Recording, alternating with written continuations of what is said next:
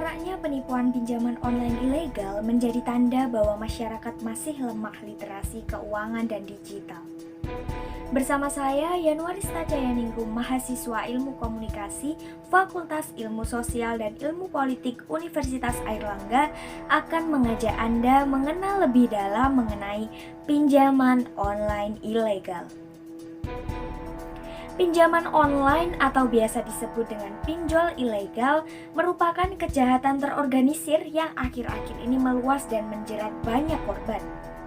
Pinjaman yang awalnya seolah membantu mereka yang membutuhkan dana karena adanya kebutuhan yang mendesak, justru menjadi korban dengan tagihan pinjaman dan bunga yang tinggi.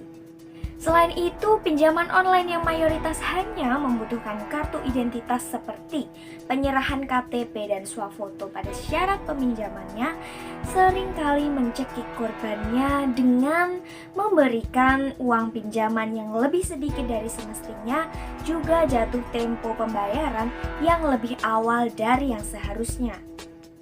Terdapat berbagai contoh kasus yang ditimbulkan dari pinjaman online ilegal ini. Afifah dalam kisahnya yang tertulis di kompas.com pada 5 Juni 2021 lalu diberitakan bahwa ia menjadi korban yang terlilit hutang perihal pinjol ilegal. Kisahnya dimulai dari ia yang memiliki kendala finansial sehingga tercetus ide olehnya untuk meminjam di salah satu aplikasi pinjaman online.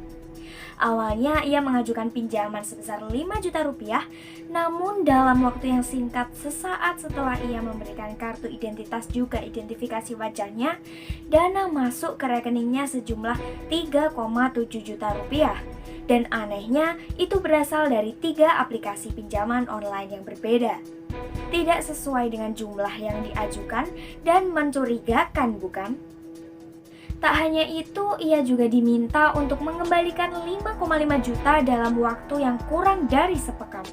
Padahal ia mengira pelunasan akan dilakukan dalam kurun waktu 3 bulan sesuai dengan ketentuan awal. Hari kelima, tepat setelah melakukan peminjaman, ia mulai ditagih dan diancam identitas lengkapnya akan disebar. Teror lain juga mulai bermunculan dengan pihak pinjol yang mengakses 200 kontak telepon Afifah lalu mengirim foto dan KTP-nya dengan narasi tidak bisa bayar utang. Parahnya lagi, 50 orang diantaranya mendapat WA penagihan sebagai penjamin. Hal itu makin membuat Afifah panik sehingga meminjam uang dari aplikasi pinjaman online lainnya dengan maksud untuk menutup utangnya. Hingga akhirnya Afifah meminjam pada 20 aplikasi dengan total utang sebesar Rp206.350.000. Selain utangnya yang membengkak, Afifah juga mengaku bahwa ada konten pornografi yang diedit dengan tulisan jual diri untuk lunasi hutang dan disebar di seluruh kontak phone book-nya dengan tendensi menyerang. Selain kasus tersebut, ada pula banyak kasus lain serupa yang menunjukkan tentang betapa bahayanya pinjaman online ilegal ini. Berbagai ancaman berupa intimidasi yang menyangkut privasi, makian, dan teror lainnya tentu membuat resah para korban hingga berujung depresi, bahkan sampai bunuh diri. Sebagaimana kisah seorang ibu berinisial WPS di Wonogiri diberitakan melakukan tindakan mengakhiri hidup karena tidak kuat terlilit hutang 23 pinjaman online. Usut cerita, ia diduga mengalami stres dan depresi karena terus ditagih debt collector aplikasi pinjol. Sebagaimana Lana T. Kuncoro, Ketua Umum DPP Perempuan Indonesia Maju, mengatakan bahwa perempuan Indonesia memang sangat rentan untuk terjerat pinjol ilegal karena posisinya rata-rata sebagai ibu rumah tangga sekaligus bendahara keluarga. Beban hidup yang semakin berat akibat pandemi mengakibatkan pendapatan keluarga menurun, sementara kebutuhan hidup justru terus meningkat. Dalam keterdesakan ekonomi, banyak perempuan yang memilih jalan pintas untuk menyambung hidupnya. Terlebih, pinjaman online ilegal ini kerap menggiurkan karena persyaratannya yang mudah dan cepat dalam proses pencairan dananya.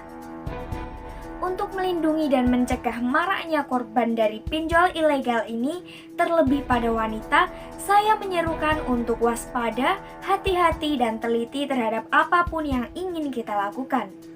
Jangan sampai salah pilih pinjol yang bisa menjebak dan membawa kesengsaraan hidup. Sebab dalam melakukan penagihan, pinjaman online yang namanya tidak terdaftar di Otoritas Jasa Keuangan atau OJK alias pinjol ilegal ini seringkali memaksa dan mengancam akan menyebarkan data pribadi pelanggannya. Adapun tips dari Komunitas Perempuan Indonesia Maju untuk menghindari jebakan pinjol ilegal adalah sebagai berikut. Pertama, pastikan terlebih dahulu legalitas dari pinjol. Apakah perusahaan tersebut terdaftar atau berizin di OJK atau fintech ilegal ataukah tidak?